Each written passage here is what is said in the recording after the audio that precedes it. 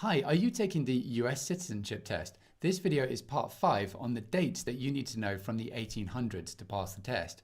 There are 8 videos in this series containing all the facts that you need to know to pass the civics test first time. It's from the official government study guide and contains all the 100 official questions and answers that you need to know for the test. Now, for my course with the complete episodes in this series and my full audio book with everything you need to know, just click on the link in the description below. That will help you to pass the test first time. See you in the course.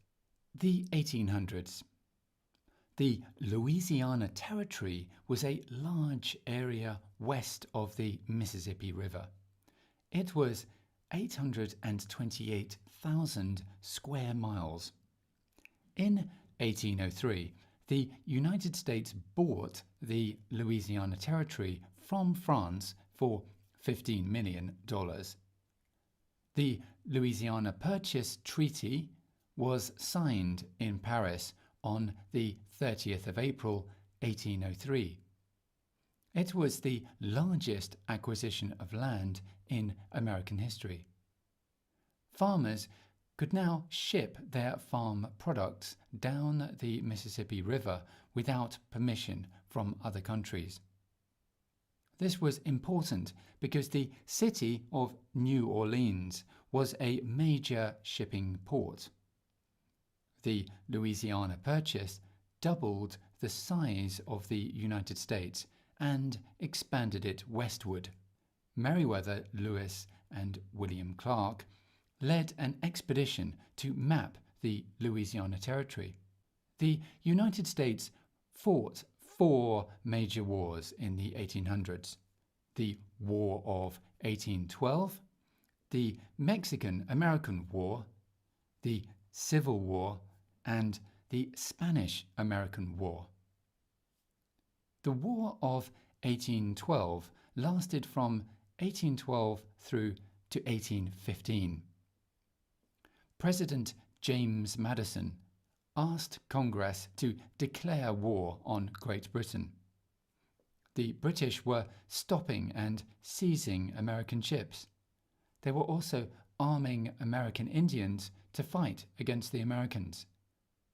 As a result of this war, the nation's trade was disrupted and the US Capitol was burned. The Americans won the war. This was the first time after the Revolutionary War that America had to fight a foreign country to protect its independence. The Mexican-American War was a conflict between Mexico and America. The war began in Texas in 1846. President James Polk ordered General Zachary Taylor and his forces to occupy land claimed by both the United States and Mexico. President Polk believed westward expansion was important for the United States to grow. When Mexico attacked, the United States went to war with Mexico. When the war ended in February 1848, the United States and Mexico signed the Treaty of Guadalupe Hidalgo. This treaty gave Texas to the United States and extended the boundaries of the United States west to the Pacific Ocean. In the Civil War, the people of the United States fought against each other. Americans in the northern states fought to support the federal government, the Union, against Americans from the southern states. The southern states were trying to separate themselves to form a new nation, the Confederate States of America, or the Confederacy. The war lasted from 1861 to 1865, when the Confederate Army surrendered to the Union Army. Many lives were lost in the American Civil War. In 1898, the United States fought Spain in the Spanish-American War. The United States wanted to help Cuba become independent from Spain, because the United States had economic interests in Cuba. The war began when a US battleship was sunk near Cuba. Many Americans believed it was the Spanish who attacked the ship. For this reason, America went to war with Spain. By the end of 1898, the war was over with a victory for the United States. Cuba had its independence, and Guam, Puerto Rico, and the Philippines became territories of the United States. The American Civil War is also known as the War Between the States. It was a war between the people in the northern states and those in the southern states. The Civil War was fought in many places across the United States, but most battles were fought in the southern states. The first battle was at Fort Sumter, South Carolina. The first major battle between the Northern Union Army and the Southern Confederate Army took place at Bull Run in Manassas, Virginia, in July 1861. The Union expected the war to end quickly.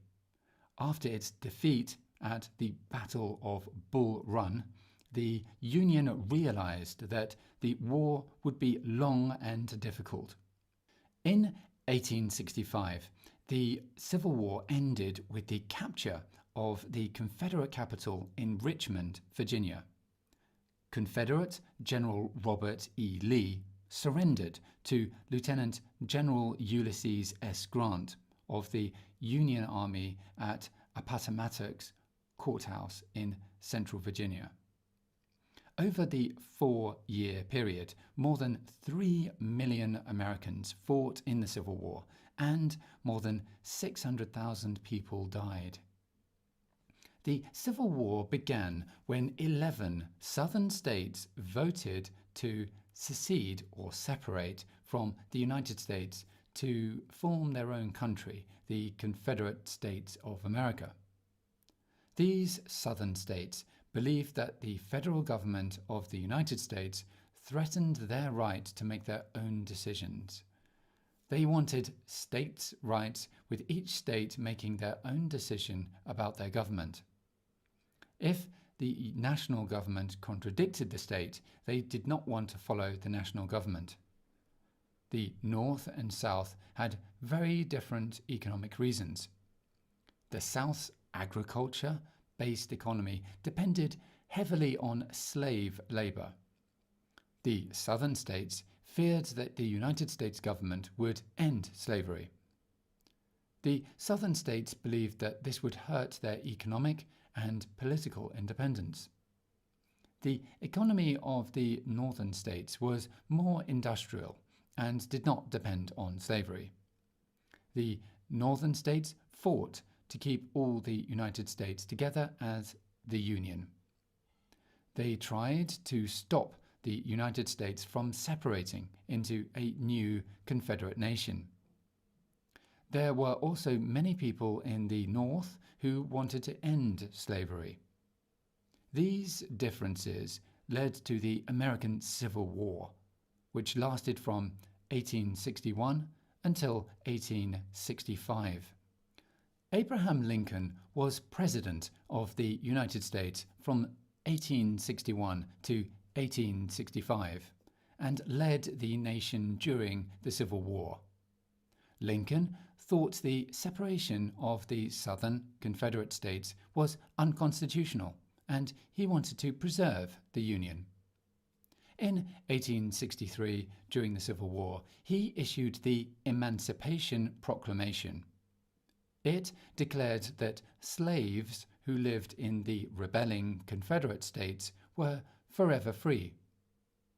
Lincoln is also famous for his Gettysburg Address.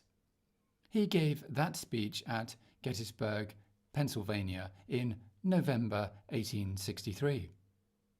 Earlier that year, at the Battle of Gettysburg, the Northern Union Army had won a major battle to stop the Confederate Army from invading the North. To honor the many who died in this battle, the governor of Pennsylvania established the Soldiers' National Cemetery at Gettysburg. Lincoln spoke at the dedication ceremony and praised those who fought and died in battle. He asked those still living to rededicate themselves to saving the Union, so that government of the people, by the people, for the people, shall not perish from the earth. On April the 14th, 1865, soon after taking office for his second term, Abraham Lincoln was killed by a Southern supporter, John Wilkes Booth, at Ford's Theatre in Washington, D.C. In 1863, in the middle of the Civil War, President Abraham Lincoln issued the Emancipation Proclamation. The Emancipation Proclamation declared that slaves living in the Southern or Confederate states were free. Many slaves joined the Union Army. In 1865, the Civil War ended and the Southern slaves kept their right to be free. The Emancipation Proclamation led to the 13th Amendment to the Constitution, which ended slavery in all of the United States. Susan B. Anthony was born in Massachusetts on February the 15th, 1820. She is known for campaigning for the right of women to vote. She spoke out publicly against slavery and for equal treatment of women in the workplace. In 1920, the 19th Amendment to the Constitution gave women the right to vote. Susan B. Anthony died 14 years before the adoption of the 19th Amendment, but it was still widely known as the Susan B. Anthony Amendment. In 1979, she became the first woman whose image appeared on a circulating US coin. This coin is called the Susan B. Anthony dollar and is worth $1.